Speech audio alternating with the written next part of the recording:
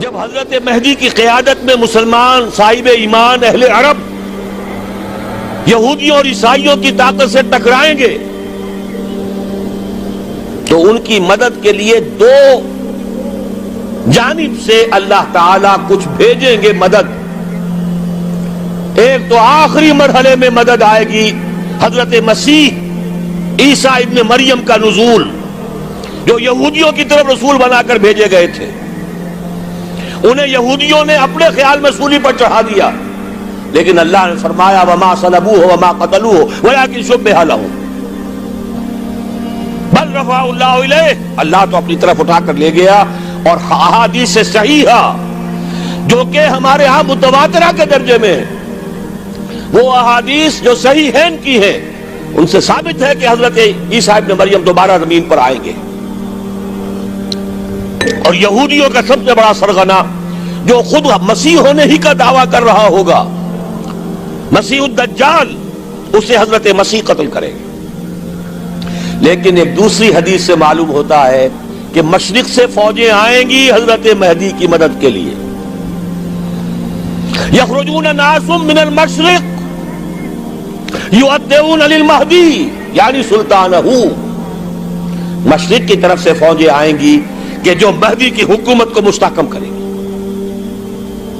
خراسان کا لفظ آتا ہے ایک دوسری حدیث میں.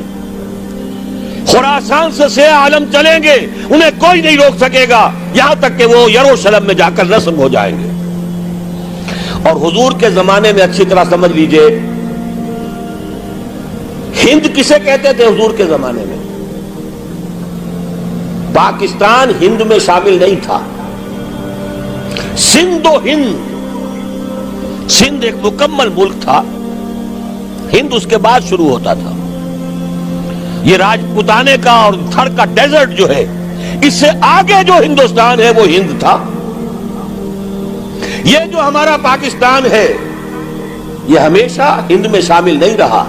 حضور کے زمانے میں بالخصوص سندھ و ہند، دریائے سندھ چلا آ رہا ہے.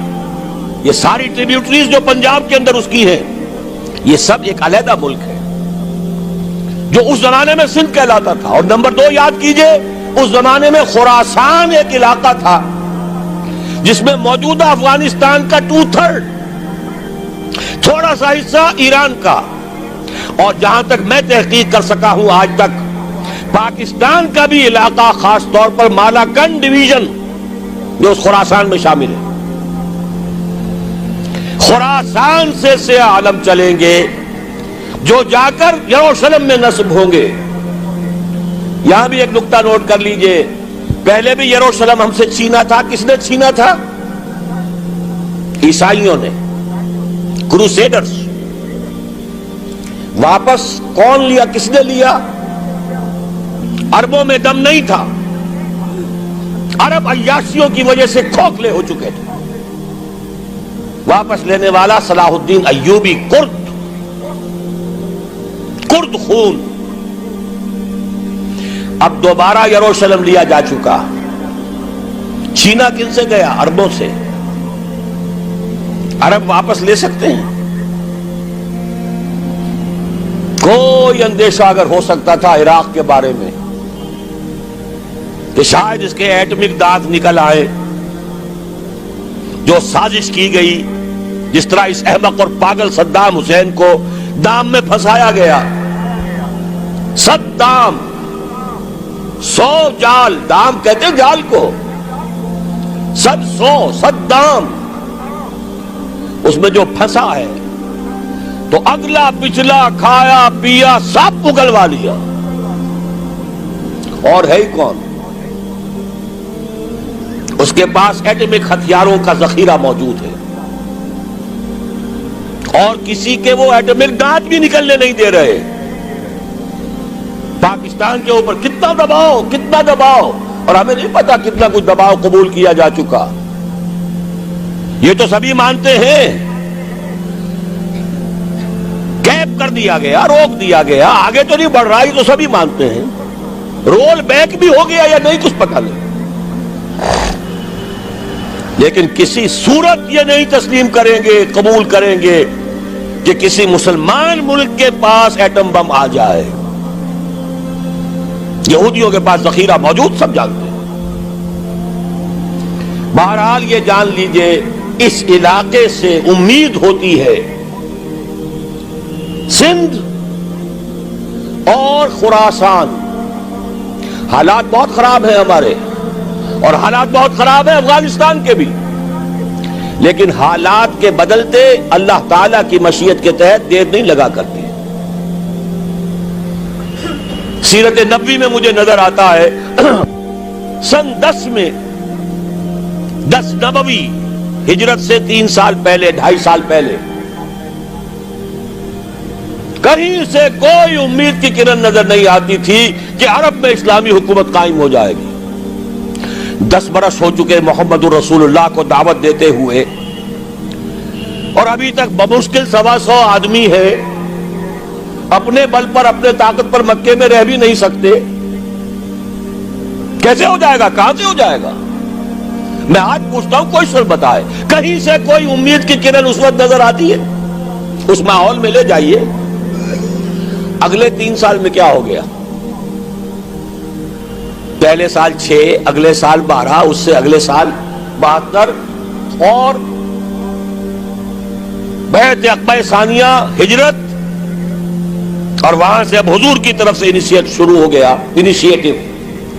تو ہم نہیں کہہ سکتے اللہ تعالیٰ کی قدرت، اللہ کی مشیت. یہ یقین ہے کہ دنیا کے خاتمے سے پہلے نظام خلافت قائم ہوگا، اور تمام دنیا میں ہوگا.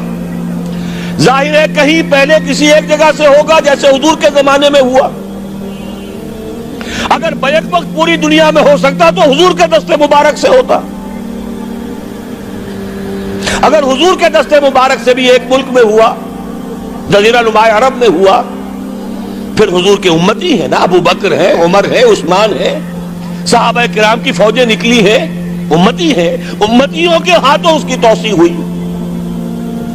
اب بھی یہی ہوگا، کسی ایک علاقے میں ہوگا. میرا گمان ہے، میں یہ یقین سے نہیں کہہ سکتا. گمان بھی میرا ان احادیث کی روشنی میں ہے جو میں نے آپ کو بتا دی اور موجود ہے اس کتابچے کے اندر. علامہ اقبال نے بھی انہی کے حوالے سے کئی کہا ہے، میرے عرب کو آئی ٹھنڈی ہوا جہاں سے، میرا وطن وہی ہے، میرا وطن وہی ہے. اس علاقے سے کچھ ہونے والا ہے اور ہوگا انشاءاللہ. میری زندگی میں نہ ہو، آپ کی زندگی میں نہ ہو، کوئی پرواہ نہیں.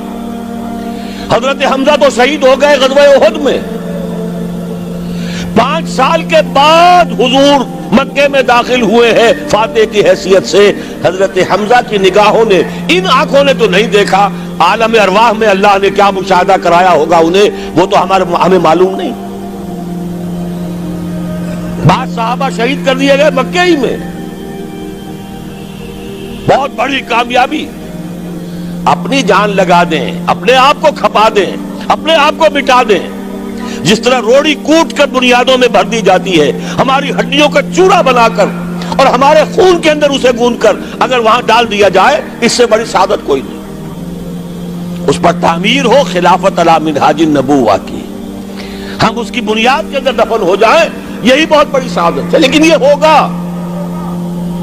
میں نے عرض کیا تھا کہ یقین ہے مجھے کہ ہوگا، اور ہر صاحب ایمان کو یقین ہونا چاہیے کہ ہوگا. باقی یہ کہ یہ آثار ہیں اور احادیث بھی ہیں، اور 400 برس کی تاریخ بھی بتاتی ہے کہ یہیں سے ہوگا. 1000 برس تک سارے مجددین امت عالم عرب میں پیدا ہوئے. 11ویں صدی کا مجدد اعظم شیخ احمد سرہندی کہاں دفن ہے؟ سرہند میں، ہندوستان میں. 12ویں صدی کا مجدد اعظم